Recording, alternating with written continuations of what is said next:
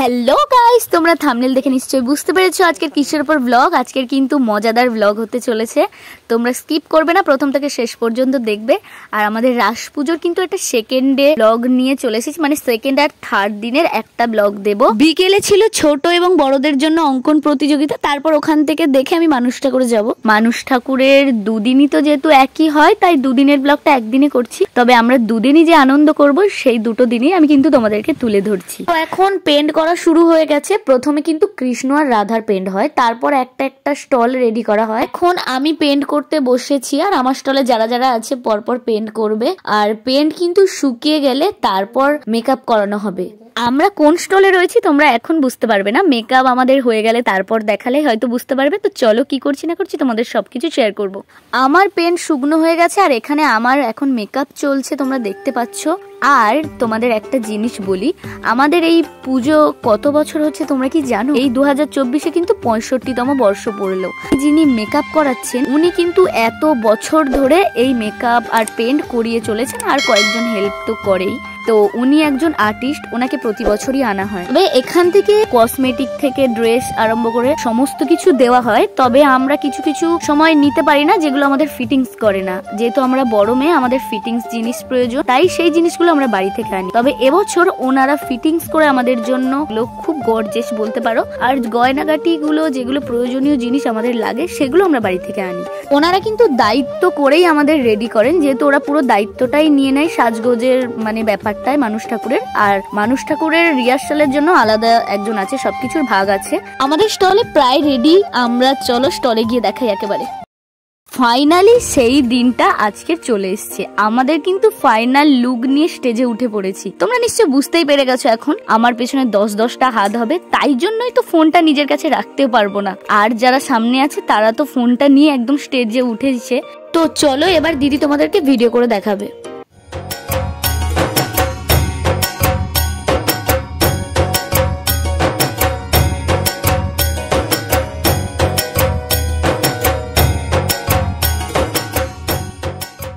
Guys, আজকের মতো বাড়ি চলে এসেছি। আর 2-3টে স্টলই দেখাতে পারলো দিদি, কারণ ও বাড়ি চলে গেছে। তো কালকের আবার কিন্তু স্টল খোলা হবে। দিদি কালকের বাড়িতে থাকবে, তো তোমাদেরকে যতটা পারবে দেখাবে, আর আমি তোমাদের সেটা শেয়ার করব। তো আজকের মতো টাটা, গুড নাইট। আবার নেক্সট ব্লগটা তোমাদের কাছে শেয়ার করছি। বাই।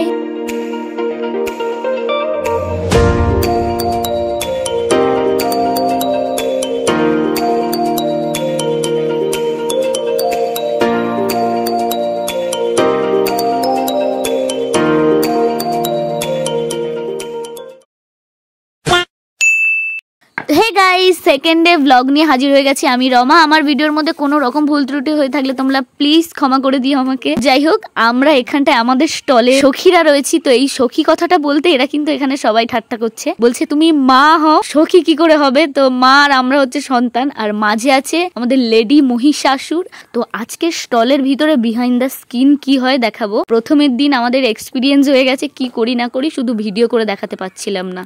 তো চলো আমরা এবার মেকআপ করতে বসবো, রেডি শেডি হয়ে তোমাদের দেখাবো। আর এই হচ্ছে আমাদের কৃষ্ণ, মানে ধেড়ে কৃষ্ণ। তো রেডি হয়ে বসে পড়েছে, আমরা একবারে মেকআপ করে তোমাদেরকে দেখাচ্ছি, চলো।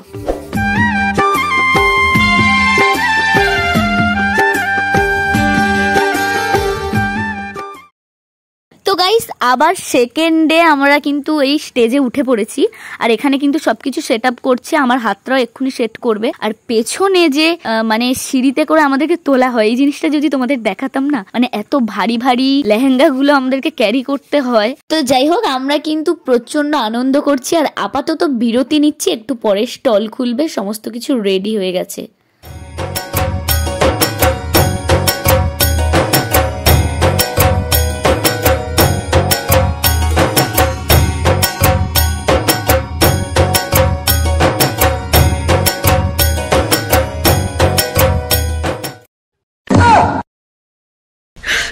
你别笑，कैसे कैसे लोग रहते हैं यार यहाँ पर। তো গাইস তোমরা সিনটা দেখে নিশ্চয়ই বুঝতে পারছো আমাদের স্টলের ভিতরে কি হয়। আসলে আমরা এখানটায় সবাই এত আনন্দ, ইয়ার্কি, হাসি ঠাট্টা, এমনকি সেলফিও তুলতে বাদ দিইনি, নাচও ছাড়িনি। স্টলের ভিতরে কিন্তু আমরা নাচও চালিয়ে যাচ্ছিলাম। তো ও কিন্তু রেস্ট নিতে গিয়ে শুয়েই পড়েছে, অ্যাকচুয়ালি ওর পায়ের প্রবলেম আছে। যাই হোক, ওটা কিন্তু ফানি হয়ে গেছে। আর এখানে লক্ষ্মী, সরস্বতী, কার্তিক, গণেশ, মহিষাসুর সবাই রেস্ট নিচ্ছে। একমাত্র যে আমি শুধু সিংহের ওপর পা দিয়ে দাঁড়িয়ে থাকা ছাড়া আমার কোনো আর উপায় ছিল না বসা। তো চলো আবার একটু পরে স্টল খুলে দেবে।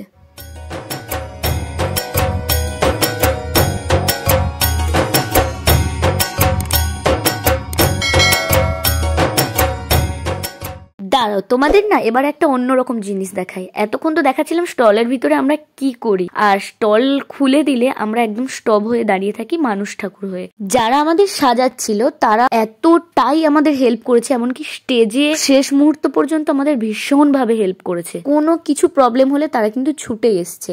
তো যাই হোক, একটা দাদা কিন্তু এখানে আটকা পড়েছিল স্টল খোলার কারণে, তো সে ভেতর থেকে এই ভিডিওটা করছিল। আমরা স্টল খোলার আগে মুহূর্ত কিভাবে রেডি হই, এই ভিডিওটা করাতেই কিন্তু তোমাদেরকে আমি এটা শেয়ার করতে পারলাম। এটা কিন্তু করার কোনো কথাই ছিল। যাই হোক, এই মহিষাসুরটা এই স্টেপটা একটু চেঞ্জ করেছে কারণ ওর পায়ের লিগামেন্টের প্রবলেম ছিল খুব। তো এইটাই তোমাদেরকে একটু দেখালাম।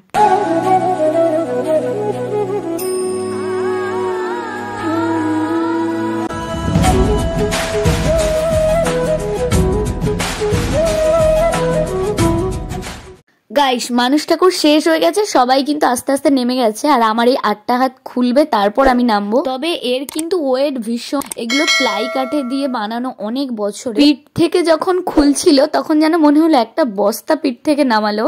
তবে আমরা সবাই এনজয় করেছি, এটাই অনেক, তাই কিছু মনে হয়নি ভারী। তো যাই হোক, ভিডিওটা ভালো লেগে থাকলে like, comment, share and subscribe করতে ভুলো না।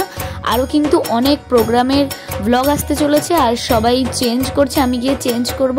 আবারও কোনো ব্লগে আসছি। তো আজকের মতো বাই।